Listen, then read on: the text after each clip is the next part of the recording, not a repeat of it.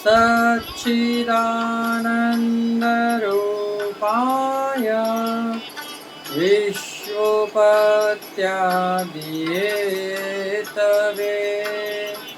तापत्रयविनाशाय श्रीकृष्णाय वयं नमः। पुष्टिमार्गीय सर्वज्ञ करुणारसपूरित श्रेष्ठफलप्रदाता च तस्मै श्रीगुरुवे नमः। जय श्री कृष्णा। राधे राधे प्रियजनों, दास का प्रणाम स्वीकार करें। आशा करता हूँ आप सब प्रसन्नता पूर्वक रह रहे होंगे और हमारा सत्संग नित्य प्रति सुनते होंगे। परंतु आप एक चीज़ में अभी कमी कर रहे हैं, आप हमारे चैनल को सब्सक्राइब नहीं कर रहे हैं। हमारे चैनल के सब्सक्राइबर जहाँ हैं जितने हैं वहीं रुके हैं। तो जितनों ने हमारे चैनल को सब्सक्राइब किया, ये दास उन सबसे विनती करना चाहेगा कि आप हमारे चैनल का लिंक चारों तरफ शेयर करें, जिससे हमारे नित्य प्रति के सत्संग के वीडियो आप सब घर बैठे ही इनका लाभ ले सकते हैं, यथाचित सत्संग सुन सकते हैं और आनंद मग्न रह सकते हैं। सत्संग और गुरुवाणी, गुरु का सत्संग और जो आप और हम नित्य प्रति जो सत्संग करते हैं, ये बहुत ही कम लोगों को अच्छा लगता है, क्योंकि आज के समय पर जब से मोबाइल आया है तब से सब लोग इसी में तन्मय हो चुके हैं और हमें इनसे ज़्यादा ही कुछ ग्लानि होती है, इसलिए हम मोबाइल से थोड़ी दूरी बनाकर रखते हैं। रखना है, जिस प्रीति रखनी है यदि आपको, तो मोबाइल से नहीं माला से रखिए। क्यों? कि माला से प्रीति रखने के कारण कि सबसे पहला तो आप एकाग्र चित्त से नाम जप कर सकते हैं, और दूसरा एक नाम से आप, जिस प्रकार हम आपको नित्य प्रति सत्संग में बताते हैं कि एक नाम से आप हजार नामों का फल प्राप्त कर सकते हैं। भगवान श्री कृष्ण कहते हैं ना, राधा नाम की महिमा, मम नामम शतैनेमं राधा नाम सकृतं समम, ये स्मृतो सर्वदा राधा न जाने तस्य की फलम। अर्थात एक नाम राधा राधा राधा, आहा कितना सुंदर नाम है। और इस नाम के अंदर ऐसा लगता है कि अपना जीवन ही समाप्त कर दें इस नाम के अंदर हम अपना। तो आज ऐसे ही एक भक्त श्री लोकनाथ जी की कथा लेकर हम आपके सामने उपस्थित हुए हैं। बड़ी ही सुंदर कथा है, आप इस कथा को सुनिए, आपको बड़ा ही आनंद आएगा। बंगाल देश के जैसोर जिले में तालखड़ी नामक एक छोटा सा मामूली गांव है। लगभग आज से 500 या 600 वर्ष पूर्व इस गांव में एक बहुत ही संभ्रांत कुल के पद्मनाभ चक्रवर्ती नामक ब्राह्मण रहते थे। इनकी पत्नी का नाम था सीता देवी और इस धर्मप्राण ब्राह्मण दंपत्ति का एकमात्र पुत्र था लोकनाथ। इनके घर में वैष्णव उपासना परंपरा से चली आ रही थी। स्वयं पद्मनाभ चक्रवर्ती श्री अद्वैत प्रभु के शिष्य थे और सदा उन्हीं की सेवा शुश्रू में लगे रहते थे। इन सबके कारणों से लोकनाथ को भी बहुत दिव्य संस्कार प्राप्त हुए। देखिए, यदि एक घर है, उस घर के अंदर माता पिता पुत्र आदि सब बैठकर नित्य प्रति सिर्फ आधा घंटे का भी सत्संग यदि करें, तो उस घर के सारे जीव, उनको जीव नहीं दैवी जीव कहा जाएगा। क्यों? कि उनके मुखारविंद का जो तेज सत्संग करने से जो दिखता है। कई लोग हमसे कहते हैं, महाराज आप कौन सी क्रीम लगाते हो, आप बड़े गोरे हो। अरे गोरा, ये चमड़ी, ये तो पंच महाभूत का देह है, कब विलीन हो जाए।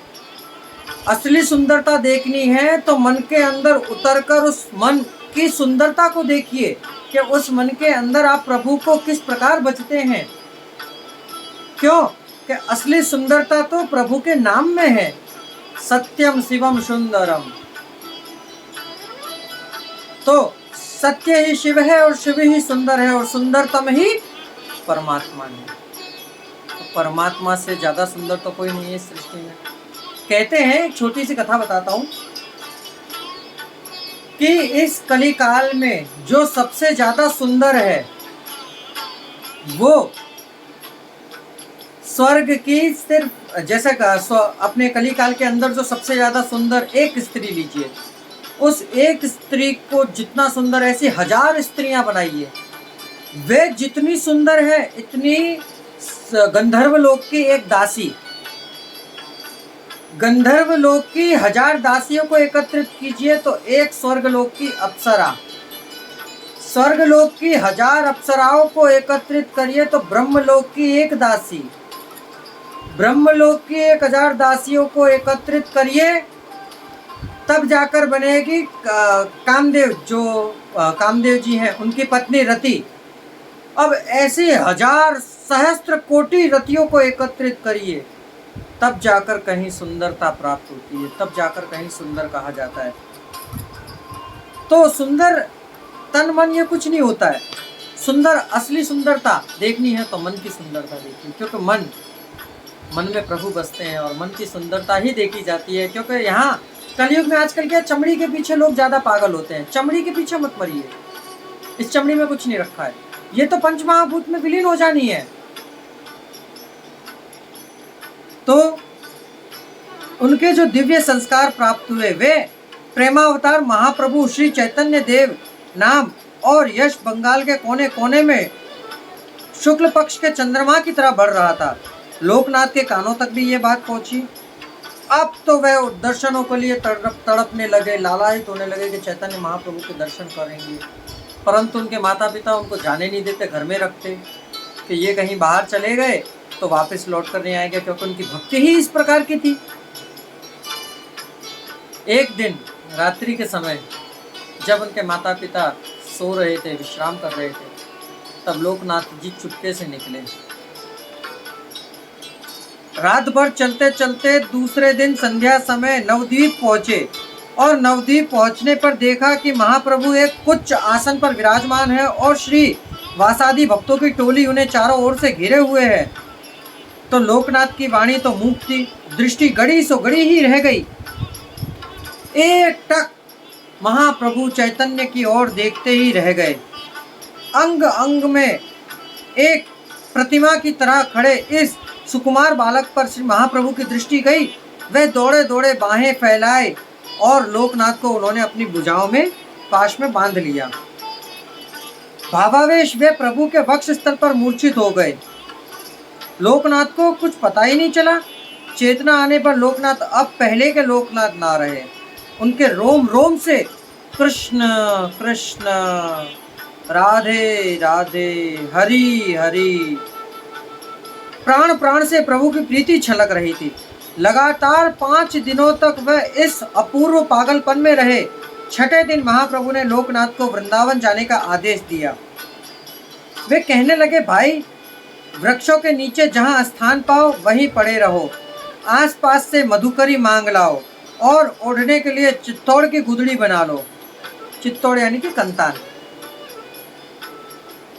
भूख लगे तो भरपेट यमुना जल पियो और सम्मान को कराल विष समझो। जो आपको सम्मान दे ना, उसे विष के समान समझना चाहिए, क्योंकि जो सम्मान देता है वह पीछे से आपकी निंदा अवश्य करता होगा। और जो आपकी निंदा करे, आपका अपमान करे, आपको नीच के समान समझे, उसे आप अमृत समझो और श्री राधा माधव का भजन करो। किंतु मित्र वृंदावन मत छोड़ना।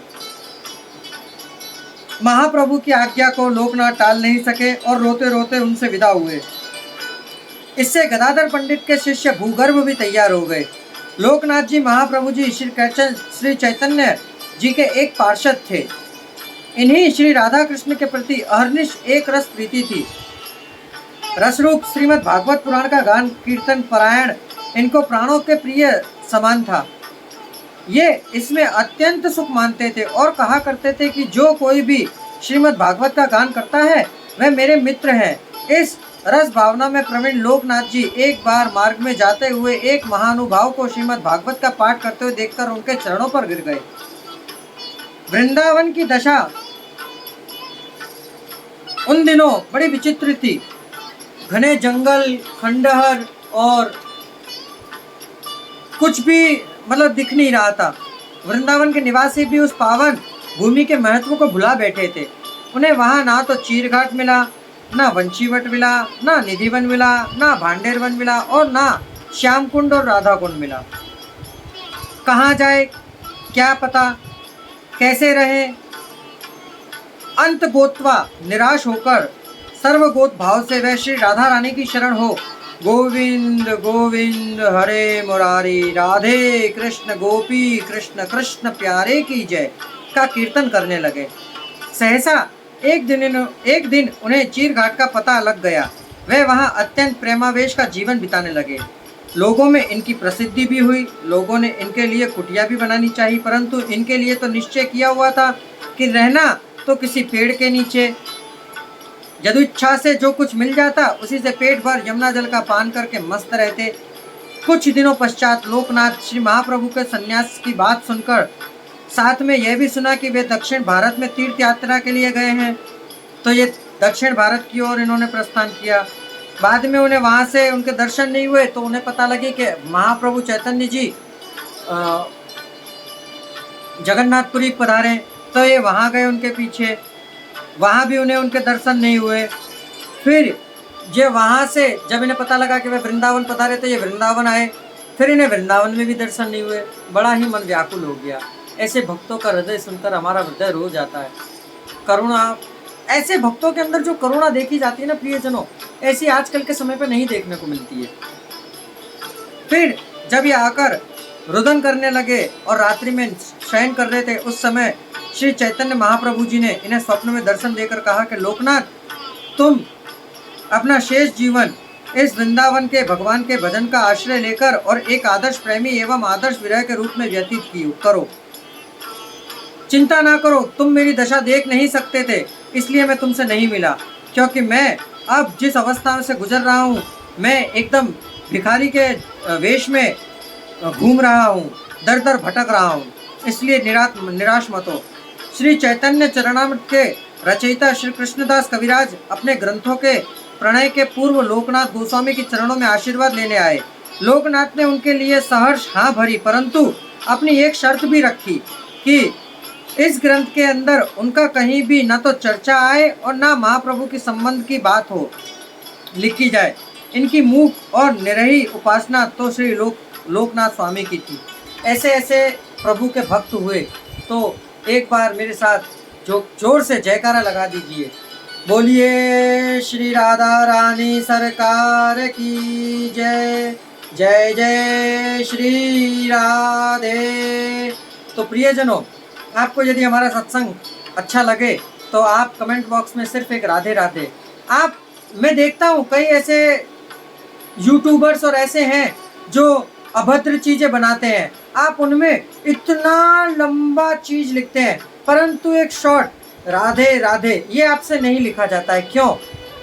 जितने लोग आप व्यूज देख रहे हैं उतने ही लोग यदि राधे राधे लिखे तो एक राधा नाम से आपका जीवन धन।